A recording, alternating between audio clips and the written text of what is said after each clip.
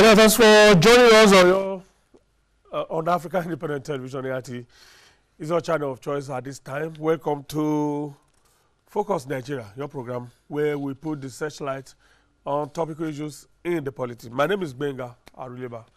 The process of amending the Constitution for the fourth time since 1999 has reached a crescendo in the Senate. On Tuesday, the chairman of the Senate Ad hoc Committee on Constitutional Amendment, Deputy Senate President, Senator Ike Ekweremadu, presented the committee's report to plenary, during which one or two other things were also added. For instance, the issue of whether local government council elections should be conducted by the Independent National Electoral Commission, INEC, and not state independent electoral commissions, was added on the floor yesterday by Senator Dino Melaye, and this issue will of course generate a lot of controversy and uproar, particularly when it gets to the state houses of assembly, which we also have to make input here. Now, learning from past experiences, the Senate is adopting some innovation this time around in this exercise, even though this was suggested in the past but was not adopted. Now, this time around, the proposed amendments are grouped into themes and captured in different bills. And from the titles of the different bills, they are easy to relate with and referenced, actually. The Senate will begin voting on the different bills today, and it's going to be by electronic voting. It's time to answer your father's name. So it's easy to collate the figures at the end of the day, because that also matters in this process. I'll come back to that shortly, because it's going to be our focus of conversation again this morning. But let me give you some other things that happened yesterday. The Senate passed the Nigerian Peace Corps bill following the adoption of the report of a conference committee with the House of Representatives. The chairman of the Senate committee, Senator, what's his name now? Okay, I'll get to that later. Presented the report. Yeah, David Umaru presented the report at Tuesday's plenary. And with this, all that is left is presidential assent. It's on record that the Senate is not considering the bill afresh, but is addressing the uncertainty surrounding the Peace Corps that were raised at the plenary when the conference report was presented. Two, that the issues raised by the distinguished senators at the plenary are fundamental, and they go to the root of the cause of operations which are subject of litigation. That the operation of an organization like the Peace Corps in other jurisdictions, particularly in the US, the American Peace Corps, as it is called, which is used as a model, does not operate as a permanent and pensionable employment as intended in Nigeria under the proposed legislation. Rather, its employment is for a limited period of 5 years only for regular employees and 24 months for volunteers.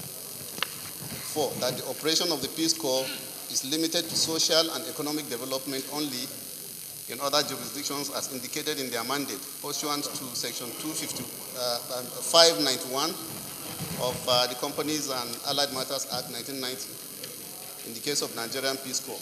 Arising from presentations made by stakeholders and flowing from our observations and findings, the Senate Committee on Judiciary, Human Rights and Legal Matters, to which was referred this report, having considered same, recommends thus that the Senate may wish to consider the report of the Conference Committee on the Nigerian Peace Corps Establishment Bill 2017 as recommended.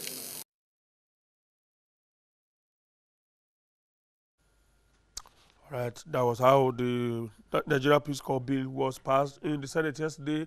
And still from the National Assembly, there are indications that the House of Representatives will also vote today on the proposals for constitutional amendment. So a very busy day in the National Assembly, it looks like. Meanwhile, it's still a waiting game for Dr. Dorothy Mato, the woman whom the Supreme Court declared as a rightful member to represent Vandekia Koshicha Federal Constituency of Benue State a month ago. Mrs. Mato, according to our reporters, was cited in the office of the clerk to the House of Representatives yesterday.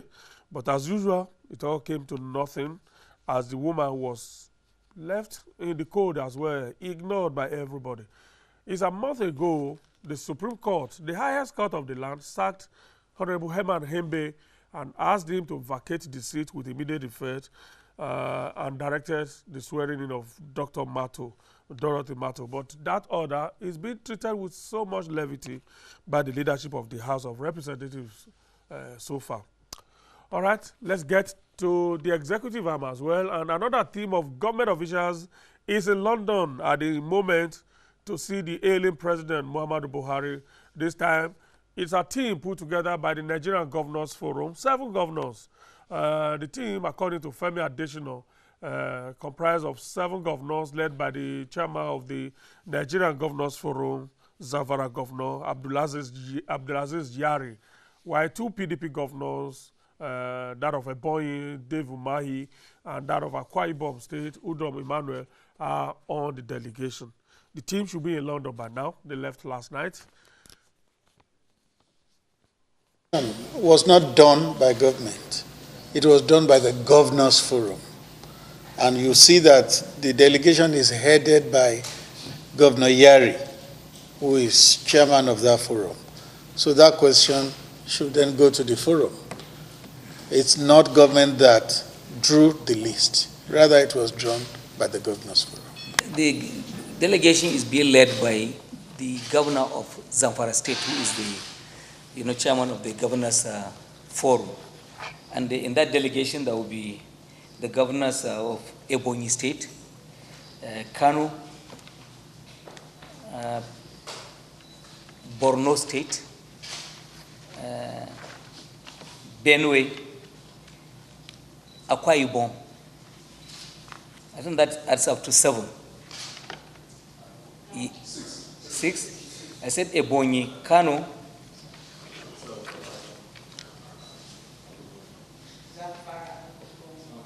Borno, Oyo State. That's the one I missed out. Okay, yeah. Okay. So 7 of them. Yes. They will leave tonight. They will make an early morning arrival in the UK. They have a 3 p.m. meeting with the president tomorrow. Anything can happen when you're out and about. But with the AA, there's no need to worry. Join from just £39 a year. Our cutting-edge technology means we can fix 8 out of 10 cars at the roadside in around 30 minutes. And with us, you'll get unlimited call-outs, so we'll always keep you rolling. So why wait? Breakdown membership from £39 a year.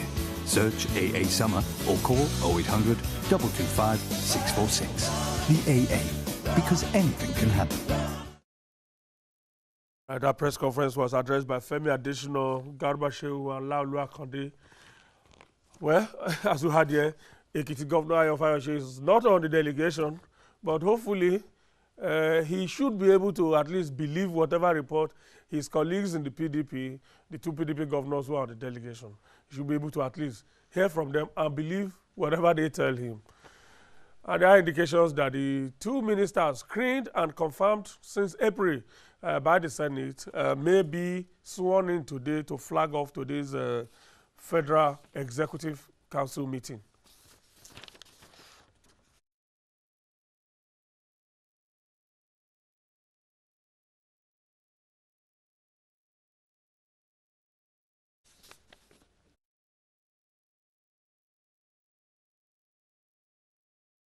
And Suleiman Hassan, who takes Gombe's slot, made vacant by the appointment of Mrs. Amina Mohammed as Deputy UN Secretary General. All right, let's set the tone for our discussions this morning as we pick up the gauntlet from here. I already told you that all is set for both chambers of the National Parliament to begin the consideration of the clause-by-clause adoption of the proposed amendments to the 1999 Constitution. There are about 33 bills already drafted to capture the themes of the proposed amendments.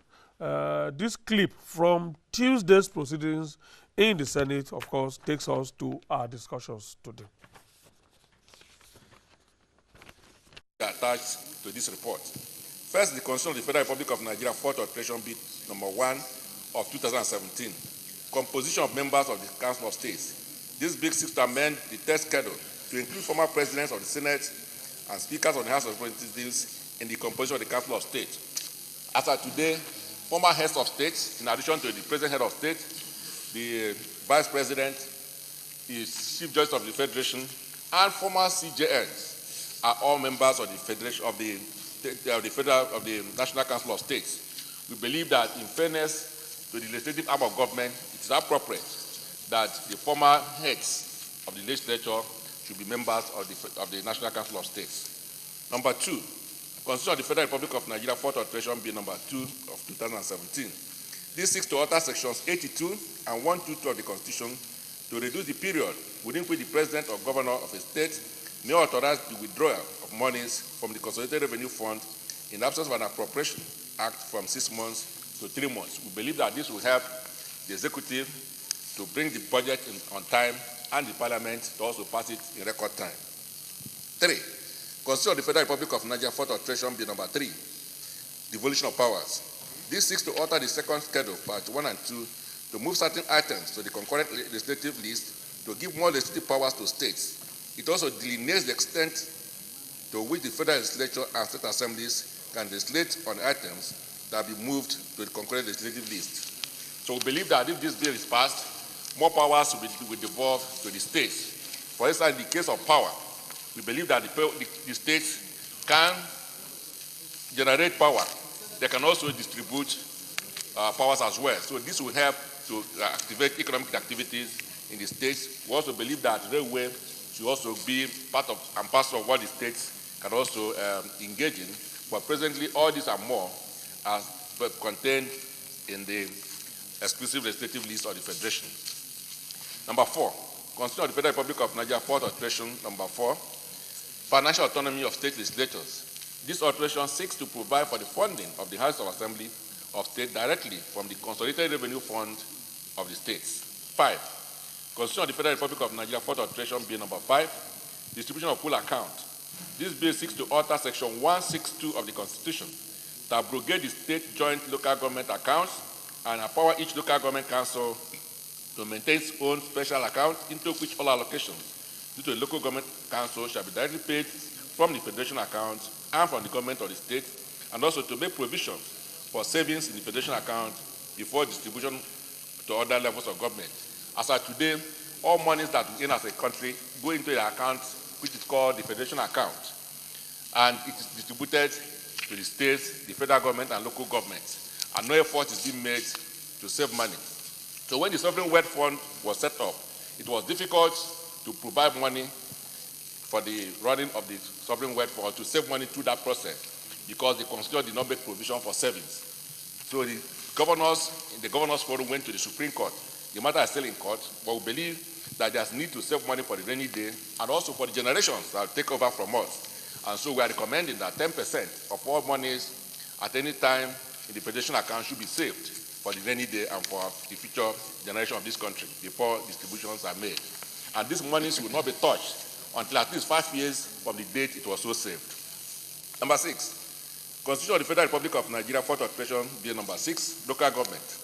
The alterations here are aimed at strengthening local government administration in Nigeria by guaranteeing the democratic existence, funding, and tenure of local government councils. So going forward, if this succeeds, we're believing that local government in the country will all be democratically elected, and anyone that's not democratically elected will not benefit from the federation account. 7.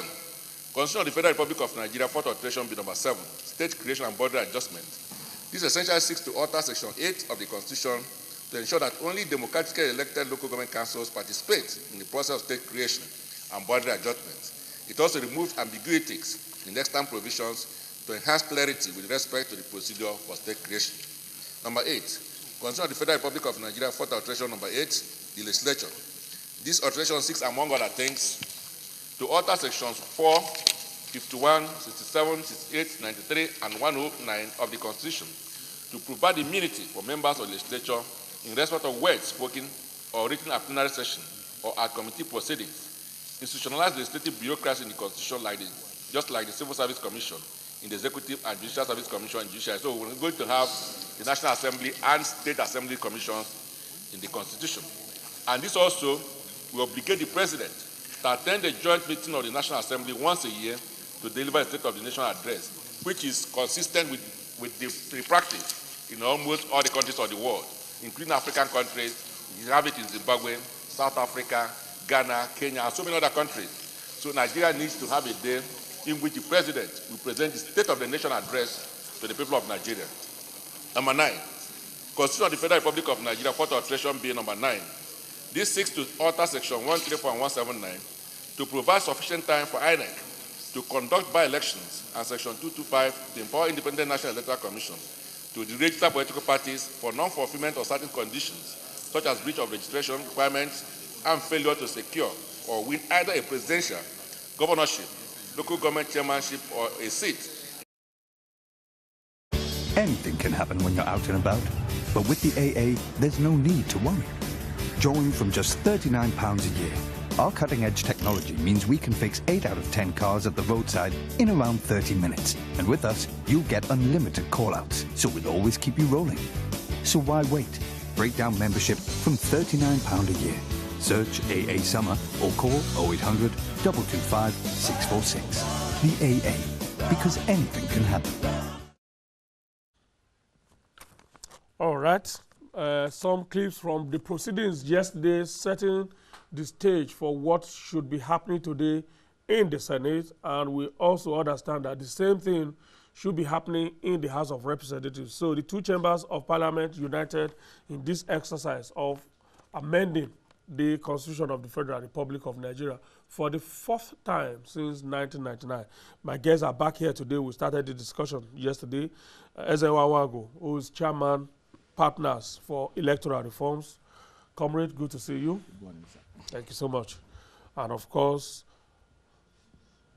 Barrister Abba Ejembe is back here as well this morning. He is National Coordinator, Legislative Advocacy Project. Is also the liaison officer of the Civil Liberties Organization in the FCT. Good to see you. Good morning, Abba. sir. Thank you. Good to see you. Didide is here. Some of the issues that are involved in this, of course, would definitely be contentious. 2 such contentious issues were added yesterday, and I felt, why are these people trying to do this? Because the people who added those issues ordinarily were part and parcel of the ad hoc committee in the Senate. The report that was presented, they all signed the report, which meant that this was their unanimous position, which would have made it easier for members to easily flow along with them. But we had a situation whereby distinguished senators Dino Melaye raised an issue that has to do with local government yesterday that probably was not captured on the bill dealing with local government. And that has to do with Independent National Electoral Commission to be the body that will conduct local government elections. And that came out of the blues from nowhere. No doubt, apart from the fact that it just came out of the blues, is going to be a contentious issue. Let's start from that one. Okay, a lot of things got into the mix. So I don't think it's only the local government issues. There was also the issue of land use act. Land use act. So whether to abrogate or not abrogate. Yeah. So my sense is, if there are things that were left out, no matter how contentious those issues are, they should be faced. They should still be brought in. Yes, they should be faced. If we won't, because of the pain of childbirth and not get pregnant. Okay, so the challenge here would be to be able to painstakingly, with a lot of rigor and national patriotism, if you like, engage those issues. Because everything we sidestep, we're going to eventually have to deal with them. And I see the tendency to want to think that, after 2019, we will also get into constitutional amendment process. And I think another huge yes, and I think we should stop that. It has to get to a point where we will not have to be doing constitutional amendment. And that's why yesterday I talked about these atomistic amendments, piecemeal engagement with issues. If we can, except there are new issues, emerging issues that needs constitutional amendment. But the ones we are facing that we know that for the past legislative calendar we have not been able to solve, we can use this time and face them. So I personally don't see any problem. I don't know whether you followed the proceedings yesterday after you left here. Well, you know whether some of the issues we raised here have been captured. I first went independent candidacy. I first went to solidarize with the not too young to run. Then later you didn't tell them that they have a chance now, that the proposals have taken care of their affairs. Yes, but like I said, but not in the way they not it's still a battle, because if you are reducing 35 to 40 to 35, like I said yesterday, you are still prolonging the future generation will blackmail, will feel disappointed that we are unable to, because my 25-year-old child will not be my kind of 25-year-old. By the time he's 25, he's engaging more complex issues than the ones that I faced. So you can't hold him down at that point in time. And lawmaking, if I understand what it is, we shouldn't be holding to our side always. At every time we are making law, we are looking at us, you know. And the Senate President was talking about sovereign wealth funds and how to save for the future. The truth is that a good percentage of the people in the Senate are governors who refuse to save, you know, who themselves, you know, ensured that saving didn't take place. They are the ones in court, you know, in the name of Governors Forum. So we need to, as citizens, and that's the point that myself and Abba made yesterday, the citizen aloofness. We are thinking is their business. We should besiege the gallery, you know, and does it matter? Is it a drawback that such an important event is starting today, unlike what we saw when the citizens mobilized to the gallery in 2007, yes, knowing full well that an item called third-term agenda may be smuggled in? And the gallery was full to capacity. As important as making sure that third term did not succeed, many of the other issues that we are debating today are equally as important. No, what I mean is that there's no citizen awareness. No, there is citizen awareness. To again be there in their large like I said, it's an aloofness. We cry after the milk has been spilled. Once they vote issues now, you see the debate. You see the debate will heighten. This is when citizen action is needed. Those issues that are important to us, political restructuring, all of those issues should then come to let them see people physically, not on Facebook, not on Twitter discussing it. Let them see human beings, you know, putting pressure on the National Assembly and saying this is what we want, this is the way we want to go. Abba, yes, the parliament is supposed to be the people's parliament, where people have the right to be present and you know, be part of the process, even with their presence. But do you think enough awareness has been generated for this exercise that is holding today in the two chambers of parliament? It would appear to me that of all the attempts at constitutional amendment since '99, this has been the least participatory. Even when they were in Lagos last week paying courtesy calls and all that, we didn't see Nigerians. There was no attempt to publicize that event, yes, so that people can come to engage the process. No, unlike before, where they used to have the sittings, the zonal sittings, call for memoranda, people go to engage. And I don't know why this is so. I guess it has to do with the fact that they presume that the bulk of the work had already been done by work. But new facts, new events have come to shape even the thinking. Things that were agreed upon even in those days, in those times, would have changed. Yeah. And one of them is the one you just pointed out with Dino Melaye's call for INEC should conduct local government council elections. Now, if you need to take that first. It didn't just jump in. My take is that what happened in Lagos last Saturday has also got people thinking. Of course, it's been happening in other places, but one expected that the oracle of change being in Lagos, one expected that Lagos will then show example. But the example Lagos has shown is an ultra bad example, considering the way the processes were held, the way They even had to amend the electoral act in in 1 day. In 1 day, you see, first three reading, readings. second reading, third reading, you pass, and then the governor And was signed too, signs same day. the same day. So there was no participation of the people in the process, as it were. People were shut out. And this is one of the things that people do, and people begin to engage the process and say, look, this has... So the response, what I saw from what Dino Melayo was saying, which was adopted by the Senate, was a direct response to what happened in Lagos. Now, but there is a problem with this. No matter how strongly you feel about it, these things should be well thought out. One of the problems that this immediately brings to mind is people are fighting for the autonomy of the local government. Yeah. And you are saying it is now a federal agency that will conduct the election. Where is the autonomy? That's one. Two, even the autonomy we are talking about is raising the issue of what the federating units are. There have been problems with it, like you talked about the state local government joint account, section 162 being amended and all of that, to remove it. What are the federating units? Are we going to have two levels of the federating units in the federation? Yeah. Now, no, the levels federating. Okay. Is it the local government councils that will be the federating units, or the state? Or the state?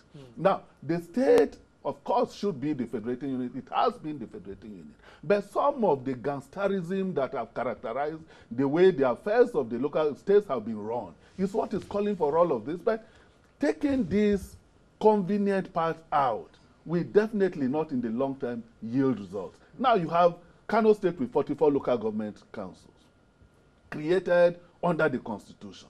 So we are going to have 44 federating units if it is the local government that will be the federating units from Kano State alone. Now, what happens to Kano State as a state? Is it a federating unit? Is it Kano State and other states of the federation that will now meet? And this has implications for even representation in parliament. Representation, particularly in the Senate, which is on the basis of equality of states, equality of the federating units.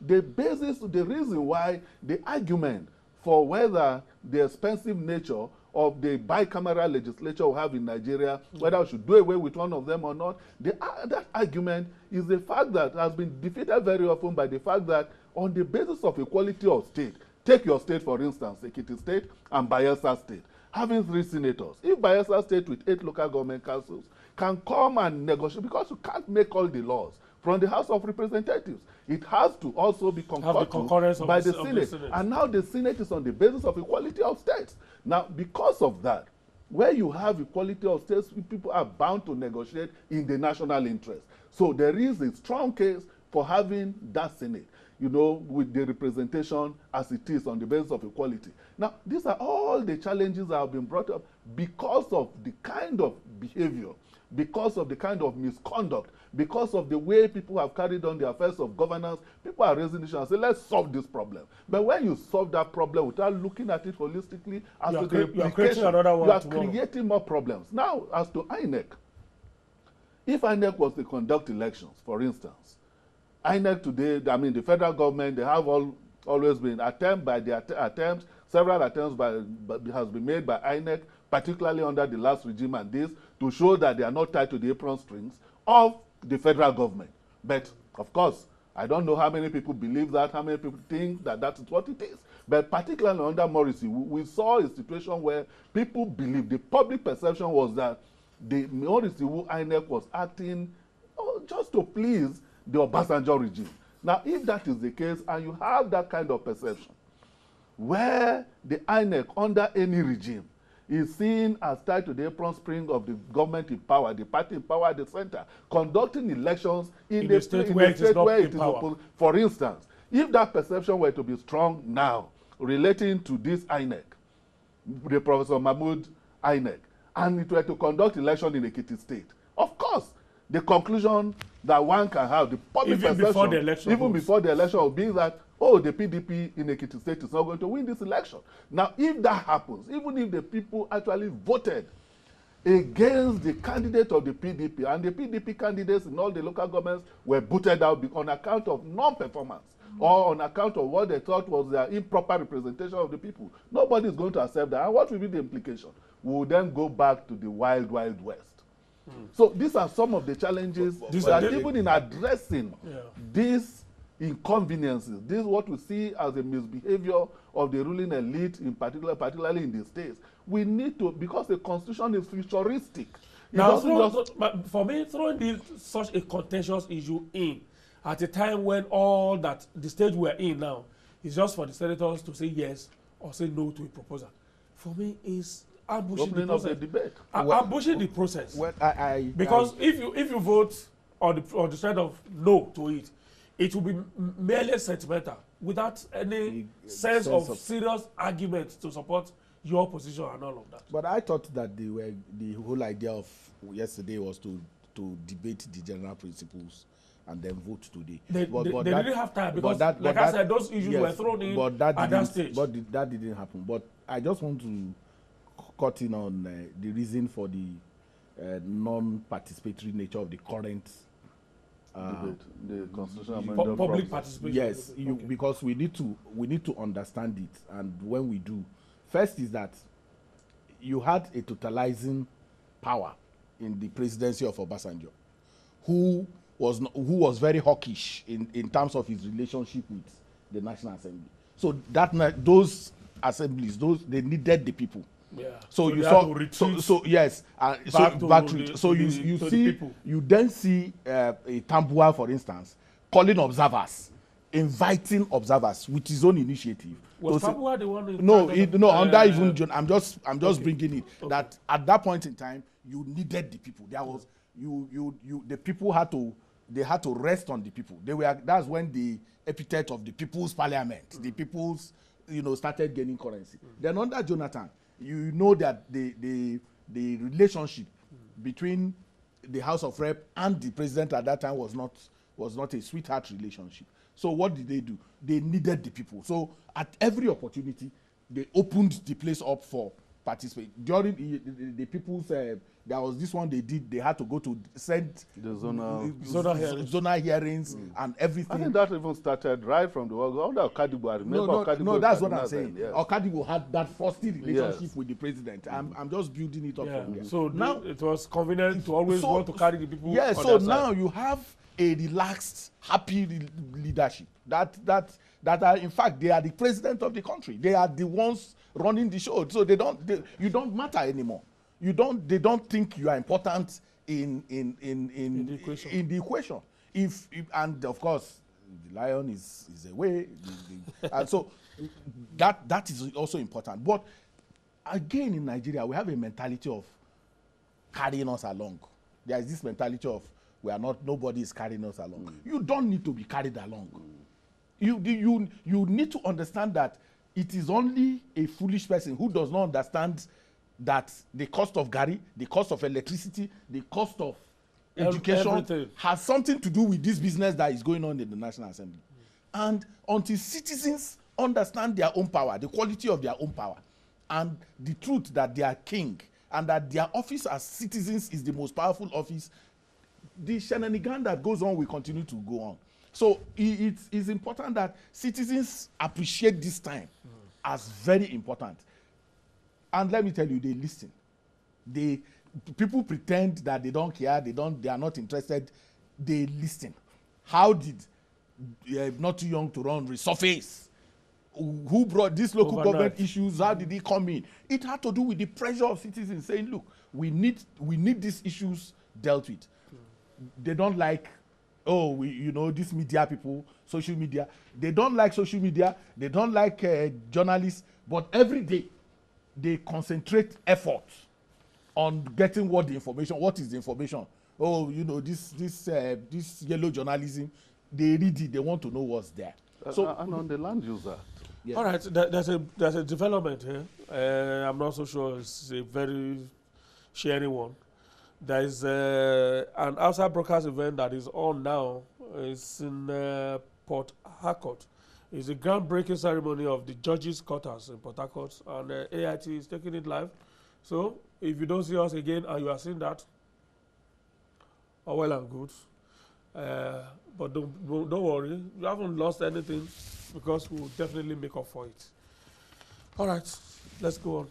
On the Land Use Act. Yeah, I was okay. The Land Use Act. Use Act. Now, why is the opposition to the Land Use Act coming? at this time when from they two appeared, senators that who are were also members and signatories to the members of the committee. Now, they had signed the report of the committee recommending that the Land Use Act be abrogated. It is not to be abrogated. That is not the thing. It is not that the Or land to be taken out of the taken out of the Constitution so that it becomes an ordinary legislation that can, the process for amendment will not be too tedious. Will be easier. Will be easier. Why are they opposed to it? And the reason again, now you are going to see a sharp division now on sectional grounds. Why, what led to this kind of problem? And this is the kind of situation when I heard him saying that the House of Reps is not likely to agree. How did you know? How did he know that? That means that there is now a gang up. There is a gang up against what they think is right for the Nigerian people, but it's not right for their narrow selfish interest. This is the kind of thing that makes some kind of engagement that will lead to maybe no longer just a peaceful engagement, but a violent engagement. But that's not the way to go. You allow when there is superior argument to prevail. If you shut down superior argument because you have the power to shoot it down, to hold the nation to hold the nation hostage, you are calling for problem. You are calling for trouble. And this is not the way to go. Well, remove it. There is something that happened in the national conference that became some kind of education for me. Many people oppose what they don't know, what they don't understand.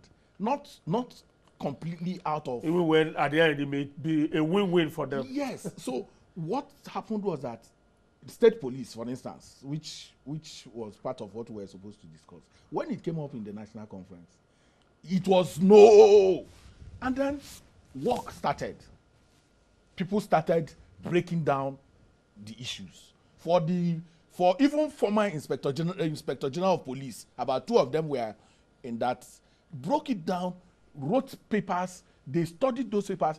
They even invited some of us to come and discuss the paper.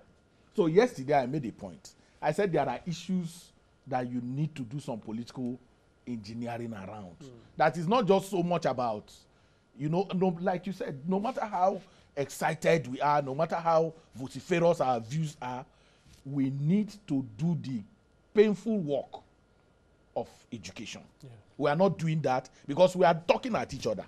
At every point in time, no one is listening. People is on their trenches. As you are talking, the man is thinking of what to counter you with, but he's not ready to look at the argument. Merits, yeah. So the work of constitutional amendment is not as easy because it's political. You need to take people in, let them understand these issues. They may not it comes many times, and like I said, on many issues in the national conference, that became very clear. But on the Land Use Act, these are members of the committee. No, hold on. Who would have discussed it, would have understood it, and appended their signatures now standing up. When you finish, you represent people too. When you finish, on the you were in the national conference. I use it as when we came as civil society, we insisted we wanted it live. We wanted. What did you see? You saw people play to the gallery. You saw people spoke to the camera. Yes. The day we went on executive session, the 5 minutes of glory. The day we went on executive session, that there was no camera. People came out in there. They were able to listen to each other. Yeah. And the grandstanding in Nigeria is that way. Oh, we don't want Land Use Act. It will affect the North. It will affect. It's not true. When that education goes on, and that is the beauty of a platform like Focus Nigeria. Can that debate, if we knew we are going to be amending constitution, we would have taken some of the very strong issues that will come out and make them topical in such a way that people can understand the basic issues around those issues. But as we speak, people are that in what will happen is that they will circulate notes. If you remember, notes will be circulated. Just say no. On this, say no. On this, say many people will not even bother to say, why are you asking us to say no? They will say it's a northern position, and there is no northern position. There is no southern position. When you hear those things, they are simply pedestals for individuals to promote their own narrow interests that Abba talked about. I ask people, I say, when you say a minister is representing the Igbos, I sometimes I've been asking myself, how does he represent? He takes his salary. He doesn't come back to account to anybody. He doesn't come to see you. and you say he's representing me. And that's the so point. I have a challenge. Very important point about the engagement of the process and how the people appear to be aloof, to be very unconcerned about what is going on. And also, you say they listen, but the tokenism sometimes cannot give us what we want. Absolutely. And when they listen, why are they listening? Because they want to look good, not because they are going to pay for it at the next election. Now, when people feel that the electoral process is skewed in a manner that the people don't count, it doesn't matter whether you vote in tandem with the aspirations of the people, then you do what you want to do in Abuja, beholden to the political godfather who is going to return you in your political party, for instance, and then, of course, if you become a candidate of the party in power in your state, you are already gone. So everything you do as a member of the National Assembly or anybody holding office, elective office, is simply to look good before the political godfather. So the people don't really count in that respect. That is why the electoral process, the leadership selection process, the way people go to hold elective offices become key. And that is where the engagement, the real engagement will have to happen. Now, we are going to see people who are going to vote. Thank God we are going to track and we are going to know the way people voted. We're going to see people who voted against this, against that. Can that then become an issue for the electioneering campaigns? I say you voted against this, you cannot go back, but it doesn't really matter to them. So why Nigerians appear to be aloof is simply this. Our voice don't really count in the process. But this is where the education must happen. That our voices count, we can hold them to ransom, we can engage them in a manner that it becomes impossible for them. If, for instance, you vote against a position that I am passionate, or the people from my constituency are passionate about, I'll make it impossible for you to come to the constituency and lord it over people and feel good. You come and nobody goes to visit you. You come and as you are walking on the street, people are simply looking at you and turning their faces. You know something is wrong. So there are non-violent ways of engaging this process and making them beyond not just stoning. Stoning, that violence. Some of them will not eventually help. Abba, you were around. What did we do to make the third term an issue? What level? I mean, how many times did you devote your program? No, because we even had to see extra time that time. So what to then? 1.5 hours every day. So what then happened? What happened was that citizens were waiting for you. If you finish, we were actually at the African Commission in the Gambia. In the Gambia. Yeah. So when we'll bring lawmakers here and people will call in on focus and tell them, no. Is that your position? In fact, is that your position on that and issue? people will begin to eat their words. I remember Senator Isaiah Ballat. They said, look, carry your house in Kaduna and take it to Abuja. There was also Honorable Bulus. Somebody called from his country and said, so once you finish, just stay in Abuja, don't come back to Bayelsa. It was citizen action beyond every other thing. So the call is for citizens to take these processes very important. Track how people vote and follow it up. People have been so traumatized or pauperized. We have to submission. We cannot in exasperation. Hunger produces two kinds of reaction. It can anesthetize. First, docility. It can also radicalize. So it's a choice. You know, if you choose, Anambra election is coming, for instance, and I'm telling people, I said, look, no, the citizens are not listening. What are the candidates saying? Who is going to, until we begin that and say, you are not the one to talk. We should be telling you what to do. You don't go and hire musicians, hire comedians. Generate excitement. Generate all the excitement, share your t-shirt, and then eventually you say nothing. I listened to one, he said he's coming to give the Igbo voice. You want to strengthen the Igbo voice as a governor. And I said, this is madness. and somebody is going to vote for him. No, because and then that man does not know the work of a governor. That his work is not to strengthen anybody's voice, it's to make life better for you with the resources that is available in your own environment and the one that you get. So for me, it's education. We are not doing that enough. Our media is also not helping. They're not changing the narrative. Yes, I live with a very senior journalist. He doesn't know constitutional amendment is going on. And I'm like, what kind of? Please don't mention it. I will not. Well, we know your neighbors. No, when I say I live, you should even. Why don't you think that is somebody that I live with? All right, but something that is also very positive this time around. The last exercise, there were so many. Most of these constitutional amendment proposals that we are seeing now were proposed in the 7th National Assembly. Yes. And But passed. and Passed. They passed. passed. But for 2 or 3 issues that the executive was opposed to, we would have made substantial. Some of the issues that we are again bringing up today would have become part and parcel of the constitution since 2014. Yes. But it didn't say through because of those 2-3 issues that the executive was opposed to. But everything was lumped together in just one bill. single bill. Yes. So there was no way to separate those issues that the executive was opposed to and then run with the others. It was too late to do all of that. This time around, it's like the parliament is learning from that.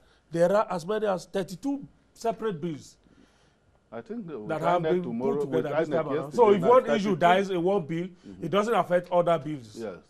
That's the wisdom. How salutary is that for yes, the process? I think it's wisdom on the part of the National Assembly to have taken that part, because you are going to save some of these bills. Some will eventually go. Some may not go, even when they pass them, not just from the executive, because we are seeing the challenge to, for instance, the Land Use Act now. We are likely going to have some state houses of assembly not voting it down.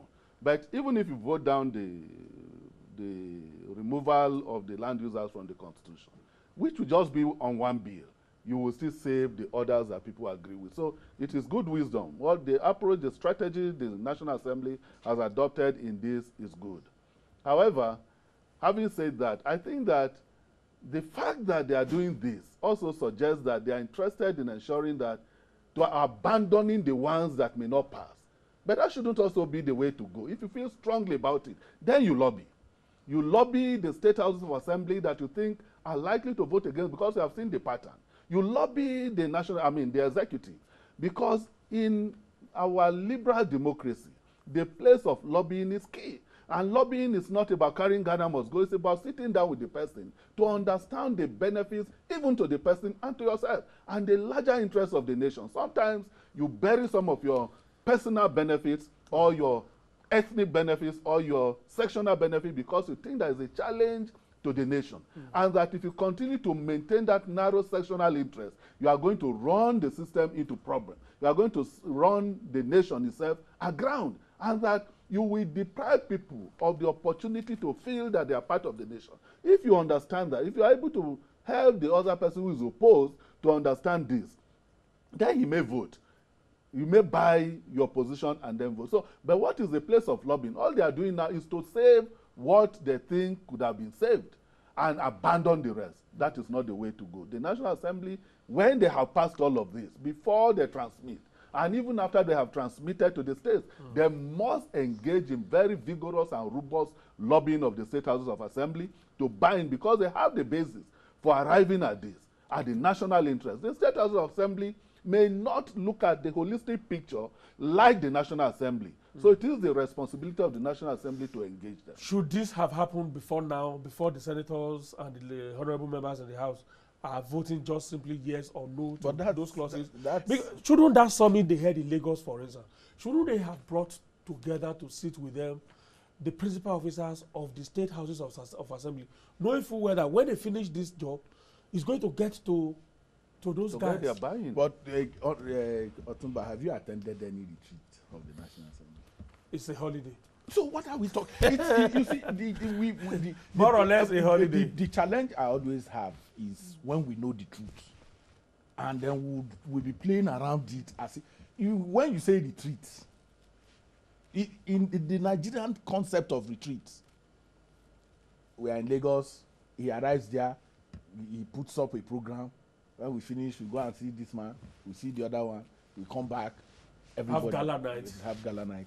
But see, the serious business of this kind of engagement that you are talking about, bringing out these issues, knowing the reverberating effects of some of these things, should be more serious than see, even for retreats that you take them, you pay and take them, they give you conditions. If you don't do X, Y, Z, we will not be there. And even if we come, we'll just stay for a day. And that is the challenge of dealing with the National Assembly. The quality of staff also. What is the kind of, because your staff is the one to help you to understand this land use act you are talking about now. If somebody should research all the arguments for you. Now you have taken your through nepotic considerations, you have peopled your staffing with people who don't understand, that don't help you, that don't have that capacity. The challenge we face in Nigeria is that until we have a leadership that is truly and honestly interested in running for the country, you can't be doing constitutional amendments and think that if you just say yes, that's what will solve the problem. There are entrenched serious issues beyond what you are seeing, and some of them, those days when they say, oh, you just discuss issues and think that is how it is. When you finish, people will go back to a meeting and look at those issues. Lobbying. Yeah. When you say lobbying, the arrogance that we see in terms of even hierarchy. I'm in the National Assembly. You are in the State Assembly. You see even sometimes dishing of orders. You see people talking down rather than communicating. You've seen it in Kogi. And their positions hardened. Positions, you see it in Kogi, you see it, you sit down and say you are a national legislator. What does that mean? What in reality, what does it mean? You are playing a role. And that role, the other person's role is as important. So until it comes to our mind that we're working for the country and for the benefit of the country. But lastly, Abba, I want us to engage this whole thing about ethnic interests. Ethnic interests. That's a position. That's a position people push. No, hold on. Yes. What I'm saying is that for us, we need to begin to challenge people when they say they are defending Igbo nation. Mm-hmm. I'd like to know in which place did we sit down to agree that this is the position. If you sit down and arrogate that to yourself and begin to push it, you must also drop, because arrogance is the challenge. This person is pushing. Yes, we understand that this man is opposed to Land Use Act. You are not opposed to it. You say he's stupid. Your attitude to is that he does not understand. He's illiterate. He has an interest that he's protecting. So even though I disagree with the position, I need to find out what his interest is, and then we can discuss his interest and show that interest can also be accommodated. And but very quickly on the question you put to Kawedeze, yes, they should have done it. The National Assembly should have done it before. Some kind of consultation. But it's not too late, and that was the point I was trying to make. They can still have that level of consultation. When they have already started voting. Even when they have voted, to explain, say, this is our position. This is why we did what we did. We should have done this earlier on. But we are sorry we didn't do it, but we need to explain. Fine. But maybe this is the time if they feel strongly enough about the passage of this thing, is to go to them and say, we are sorry, because these are also there are principal officers, and just like you are the Senate president, the speaker has his authority and can do a lot of damage. And we have seen in the past where even the recommendations that we thought were the interest of the houses of assembly, like financial autonomy for them that was made far long ago, they voted against it. Sure.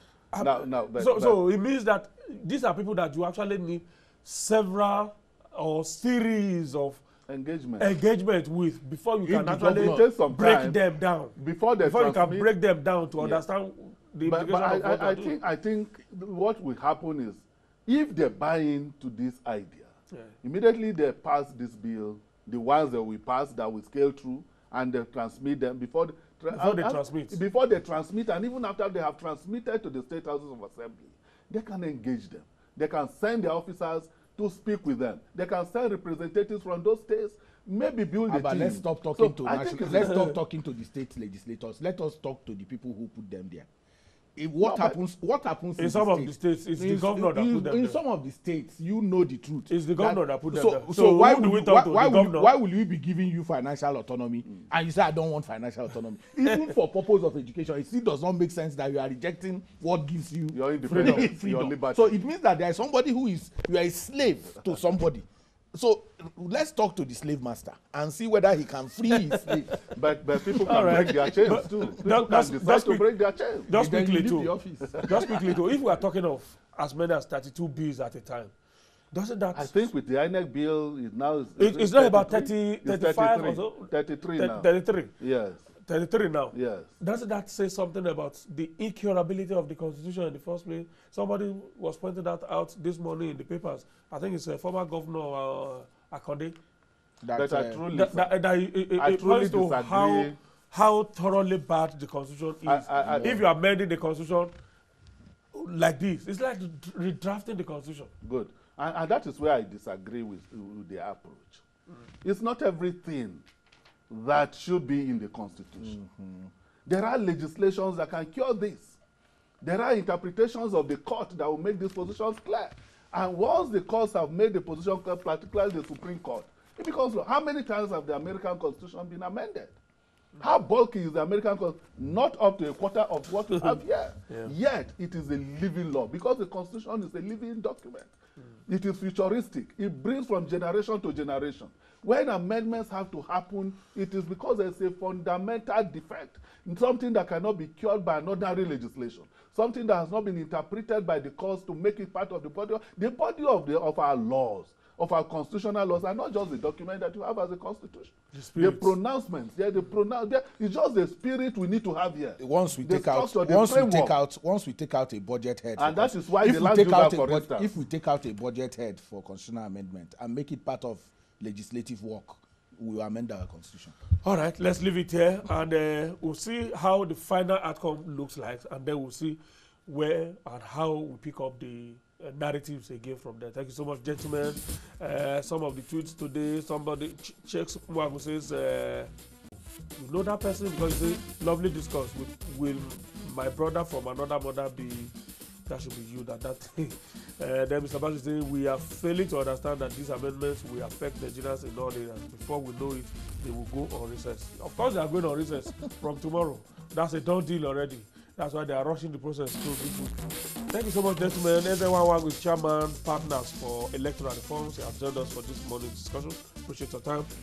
Mr. Abba HMB is National Coordinator, Legislative Advocacy Project, FCT. Also the Liaison Officer, Civil Liberties Organization. Thank you so much. I appreciate your time. Thank you for investing your time with us. I'll see you around. Enjoy the rest of the day.